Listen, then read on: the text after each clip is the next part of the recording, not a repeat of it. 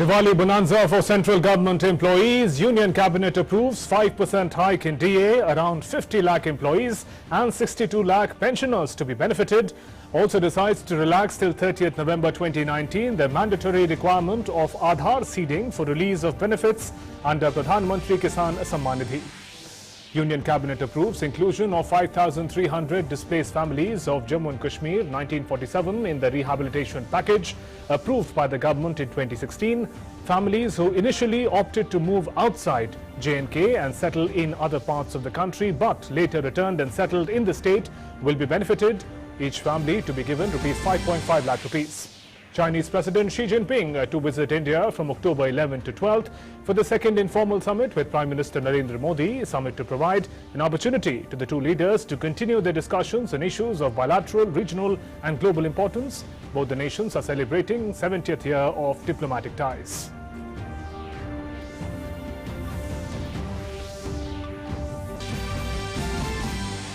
Electioneering picks up in Haryana. BJP President Amit Shah addresses two rallies in poll-bound state. Congress leader Bhupender Singh Hooda also on campaign trail.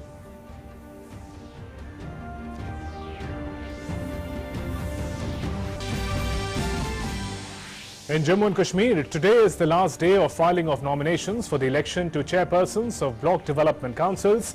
Scrutiny to take place tomorrow.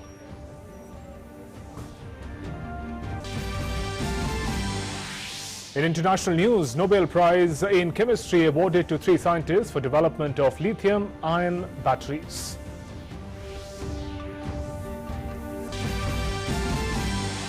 And in sports, in boxing, 6-time world champion MC Mary Kom advances to the quarter-finals of the World Women's Championship in the 51 kg category.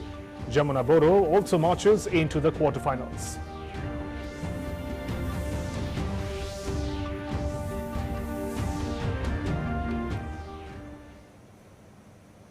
Good afternoon and welcome to this bulletin. I'm Shubhendu Ghosh. Good news ahead for Diwali for the central government employees. The Union Cabinet, chaired by Prime Minister Narendra Modi, today approved to release an additional installment of DNS allowance, DA, to central government employees and DNS relief, DR, to pensioners with effect from July 2019, representing an increase of 5% over the existing rate of 12% of the basic pay or pension to compensate for the price rise. This increase is in accordance with the accepted formula, which is based on recommendations of the 7th Central Pay Commission. This will benefit about 49.93 lakh central government employees and 65.26 lakh pensioners. In a major decision, it has increased DNS allowance by 5% of central government employees and pensioners. It will benefit nearly 50 lakh central government employees and 65 lakhs, 50 lakh central government employees and 65 lakh central government pensioners. It will entail upon nearly 16,000 crore rupees on the eve of Diwali. This will be paid from July 2019. The Union Cabinet has also approved inclusion of 5,300 displaced families of Jammu and Kashmir who initially opted to move outside the state of Jammu and Kashmir but later returned and settled in the state. The approval will enable such displaced families to become eligible to get one-time financial assistance of rupees 5.5 lakhs under the existing scheme and in turn be able to get some sustained income which the existing scheme is aimed at. The package which was announced by Prime Minister Narendra Modi in 2016 to give 5,50,000 rupees per family as a resettlement package was not granted to these 5,300 families because they were categorized separately by earlier regimes. Today we have done justice to them.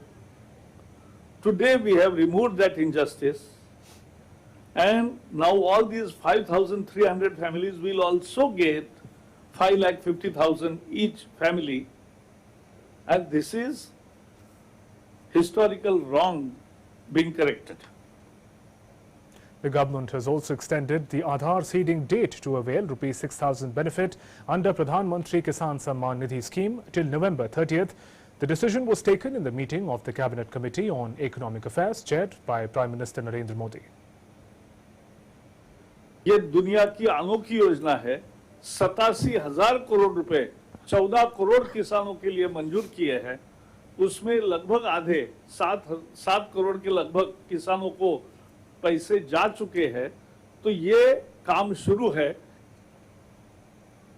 Chinese President Xi Jinping will be visiting India from October 11 to 12, 2019 for the second informal summit. The two leaders had their inaugural informal summit in Wuhan, China between 27-28 of April 2018.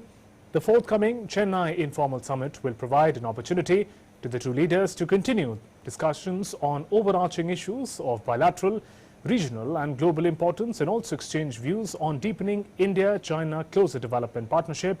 In a consolatory message ahead of President Xi's visit, China's ambassador to India said that China stresses on jointly maintaining peace and tranquility along their border before a final settlement on the issue is found, noting that it is normal for neighbors to have differences. We are striving for a fair, reasonable and mutually acceptable solution to the boundary question.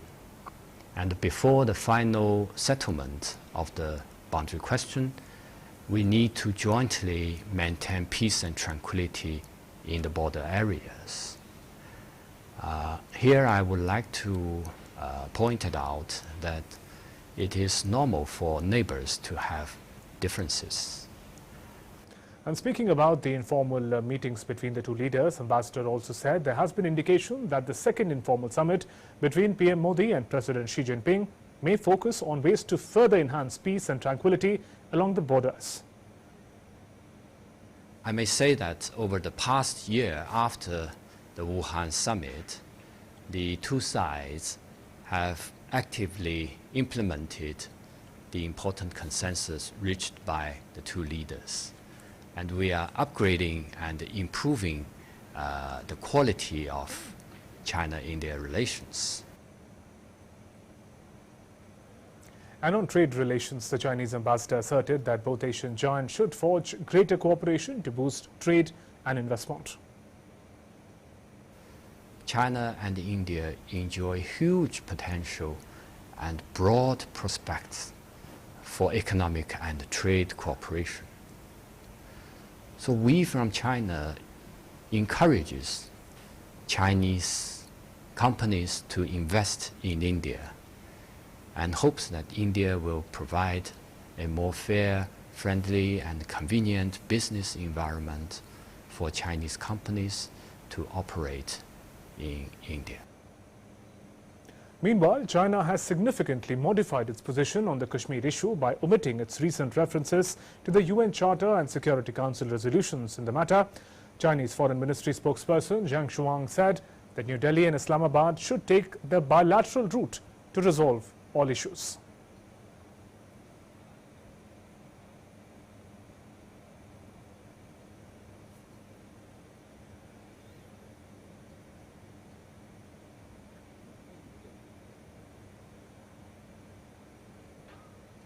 Some news from the upcoming assembly elections. The Election Commission is visiting poll-bound Haryana today to take stock of the preparedness of the assembly elections in the state, scheduled for October 21st. During the two-day visit, Chief Election Commissioner Sunil Arora, along with Election Commissioners Ashok Lavasa and Sushil Chandra, will be holding a series of meetings with various stakeholders. They will also hold meetings with the state's Chief Electoral Officer, police and the representatives of various political parties. And BJP Chief Amit Shah is on a campaign trail in Haryana, where the assembly elections are scheduled to take place later this month. Addressing a rally in Kaithal, the BJP national president said that it was the Modi government which showed the courage to withdraw the special status of Jammu and Kashmir under Article 370. कई लोग आए, कई लोग चले गए, 3-3 पीढ़ियों तक शासन करा, मगर हिम्मत नहीं थी धारा 370 हटाने की। ये हरियाणा की जनता ने मोदी जी को प्रधानमंत्री बनाया। पहले ही संसद के सत्र के अंदर धारा 370 को हटाकर कश्मीर को भारत का अभिन्न अंग बनाया। इस प्रकार की बातों में दलगत राजनीति से ऊपर उठना चाहिए। कांग्रेस पार्टी के नेताओं को ये भी मालूम नहीं। In his address, the BJP president also talked about procurement of the first batch of Rafale jets in France that happened yesterday and questioned the Congress's intent earlier. कल विजयादशमी थी, परंपरा से विजयादशमी बुराई पर अच्छाई के विजय के लिए मनाई जाती है, शस्त्र पूजन करके मनाई जाती है। कल के ही दिन देश के प्रधानमंत्री और रक्षा मंत्री जी को मैं बधाई देना चाहता हूं। राफेल को हमारी एयरफोर्स के अंदर शामिल कर देश की सुरक्षा को सुनिश्चित करने का काम किया है। Amit Shah said that the elections are just around the corner and our opponents are completely directionless. चुनाव शुरू हुआ है और चुनाव इस प्रकार से शुरू हुआ है कि हमारे विरोधियों को मालूम ही नहीं पड़ता कि पूरब से शुरू करे, पश्चिम से करे, उत्तर से करे, दक्षिण को करे, कोई दिशा सूझती नहीं है। अब उनको राजनीति कहां से शुरू करनी, क्या करना, मोदी जी के नेतृत्व में दिशा का भी भान नहीं रहा है। Meanwhile, the filing of nominations for elections to chairpersons of block development councils in 310 blocks of Jammu and Kashmir will conclude today. The scrutiny of nominations will be held on 10th of October and the last date for withdrawal of nominations is 11th October. The process of elections for the second tier of the Panchayati Raj system will be completed by 5th of November. The elections are being held on a party basis and 26,629 Panch and Sarpanch are eligible to vote and contest for the position of BDC chairpersons.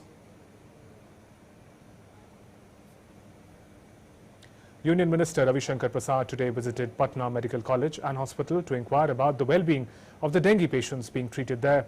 As many as 35 patients are still being treated in PMCH. He met the patients and medical officers and also instructed the authorities to provide the best treatment to them. The state witnessed an upsurge in the dengue cases during the current spell of flood and waterlogging. As many as 1,150 dengue cases have been reported in the hospitals across the state. Ravi Shankar Prasad said that the centre and the state government are working together to control the outbreak of the disease. प्रदेश सरकार, भारत सरकार सब लोग मिलकर काम करेगी, कोई कमी नहीं होने दी जाएगी।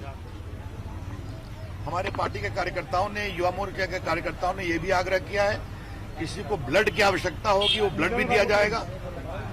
हम लोग सब लोग इसीलिए घूम रहे हैं कि बाढ़ के बाद जो जनता ने बड़ी हिम्मत से बाढ़ की आपदा को झेला है, तो बीमारी से किसी को परेशानी नहीं हो, इसीलिए मैं यहाँ आया था।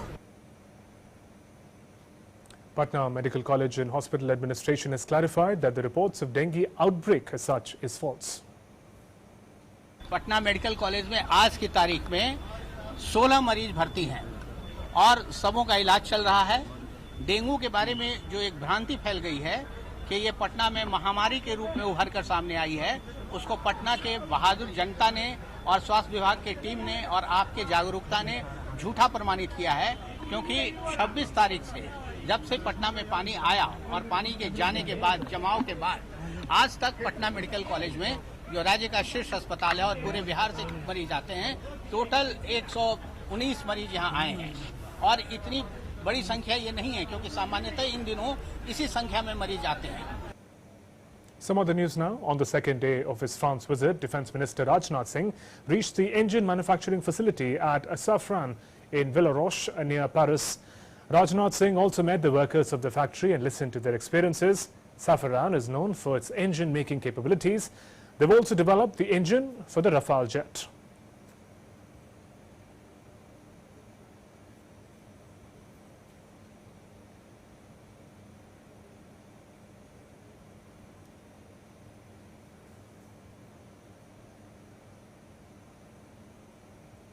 Back home, the Delhi High Court has granted 2 more months to the Central Bureau of Investigation to complete its probe in a bribery case allegedly involving the agency's then Special Director, Rakesh Asthana.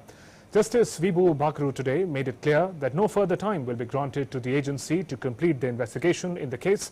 The court passed the order while disposing of a plea by the CBI seeking extension of time to complete the probe in the case by 6 months.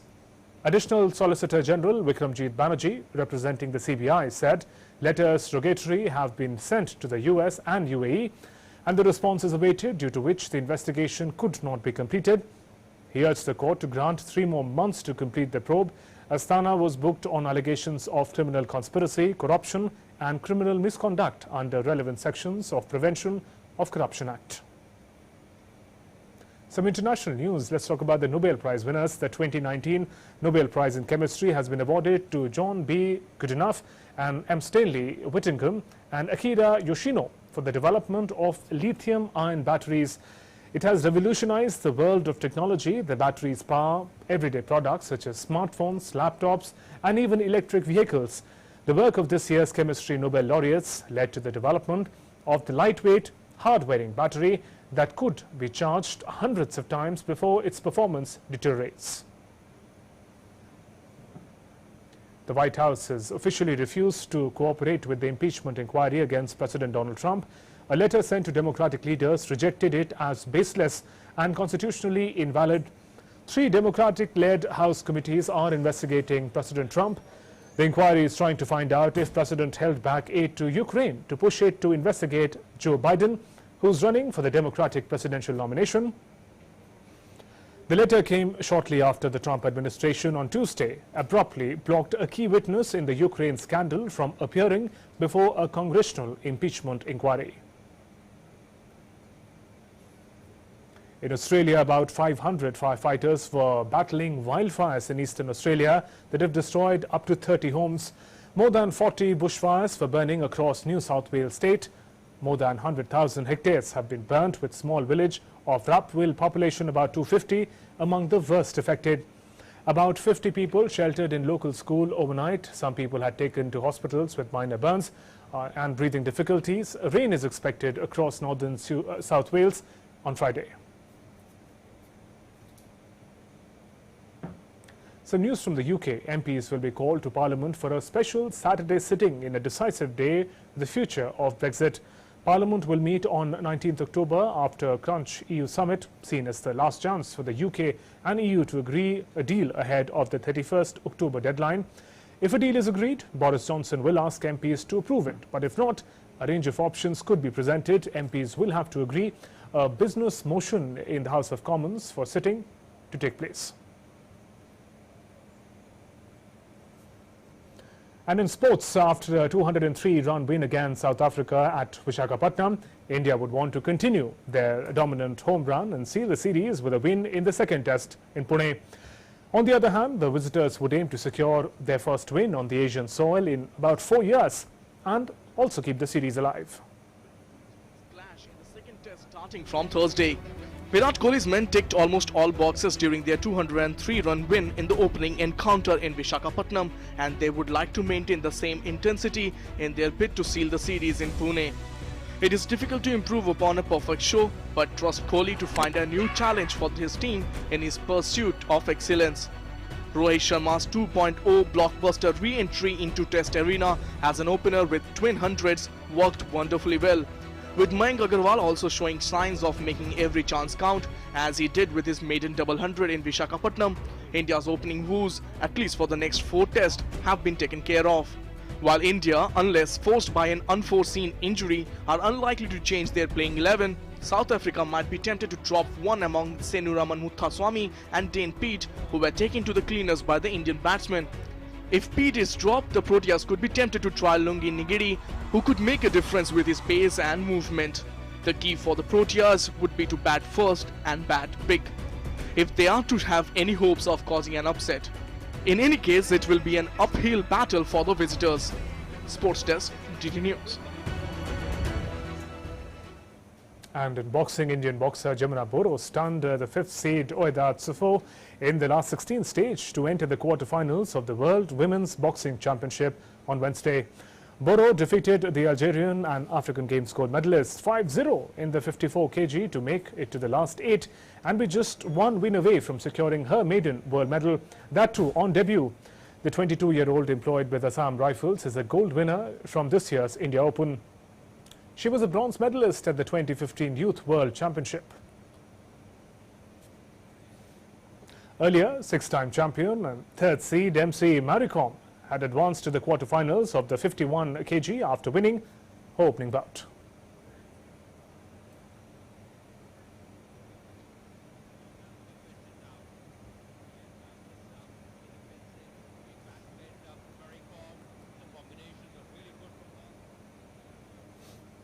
In some other news, the famous Kullu Dashera began on Tuesday with traditional fervour at Dhalpur ground in Himachal Pradesh's Kullu district. Dating back to the 17th century, the week-long festival is unique as it begins when Dashera festivities culminate in the rest of the country and effigies of demon king Ravan, his son Meghnath and brother Kumbhakaran are not burnt. The Rath Yatra of Lord Raghunath brings more than 100 deities from remote areas of the state and is decorated on this occasion. Governor Bandaru Dattatreya and other dignitaries were present on this special occasion. During this festival, artists from 3 countries, Russia, Sri Lanka and Malaysia, will present their culture in the cultural programs as part of the festivities.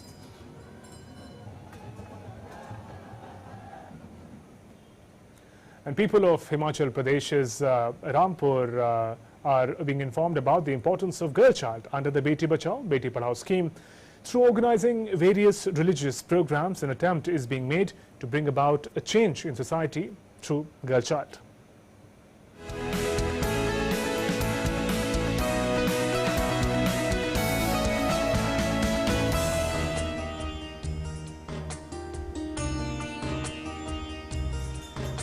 To spread awareness about the importance of the girl child and their participation in society, Department of Social Justice and Empowerment organized a Kanya Pujan program in Ayodhya Nath Temple Complex in Rampur. आज हम ICDS विभाग के माध्यम से यहाँ पे मंदिर में कन्या पूजा का आयोजन हमने किया है और कन्या पूजन का महत्व हम बताना चाहते हैं सबको कि कन्या क्यों पूजी जाती है। हमारे पुरानिक परंपरा चली आ रही है, कन्याओं को हम देवी का रूप मानते हैं। तो कन्या पूजन का मकसद ये है कि बेटी बचाओ बेटी पढ़ाओ, इसको हमने आगे ये मैसेज हमने सबको पहुँचाना है। Through the Kanya Pujan program, it is being conveyed that even in the discharge of religious traditions, a girl child plays a very important role, and an attempt is made to educate people about giving respect to women in society. इस आयोजन का उद्देश्य ये था कि समाज को बेटियों के महत्व का पता चले। कन्या को पूजा जाता है तो कन्या की गर्भ में हत्या न की जाए, उसको महत्व दिया जाए। Beti Bachao, Beti Padhao campaign has been successful in bringing about a change in the outlook of many families of Rampur Bhushehar. Now the residents want their daughters to study and bring laurels to the country. Bureau Report, DD News.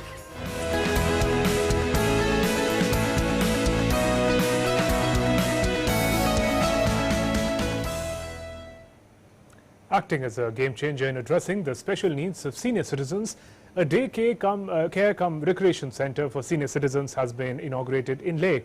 The first government-sponsored and operated daycare cum recreation centre for senior citizens was inaugurated by the Supreme Court Judge Justice S. Abdul Nazir in presence of Honourable Chief Justice J&K Geeta Mittal in Leh. The daycare centre, co-sponsored by the government and the District Legal Service Authority, will provide a raft of medical facilities, including geriatric care, health consultations and checkups, physiotherapy, as well as legal service to senior citizens who would require various legal issues. The premises will also be equipped with computer learning and a library, and the aged citizens can entertain themselves with indoor games and also recreational activities. It will be a one-stop shop for entertainment, medical services, legal aid for the aged people of the Ladakh region.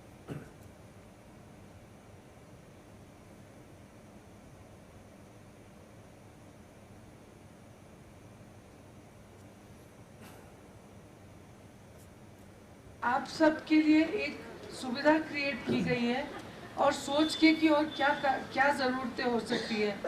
अब आपके लिए doctor है यहाँ पे, सभी को ज़रूरत है आज की तारीख में। ये हमने कमिटेड, डेडिकेटेड, स्पेशल जगह एक व्यवस्था क्रिएट की है जहाँ पे आप करें। And with that news update, we conclude this bulletin. News and updates continue after a short break. Namaskar.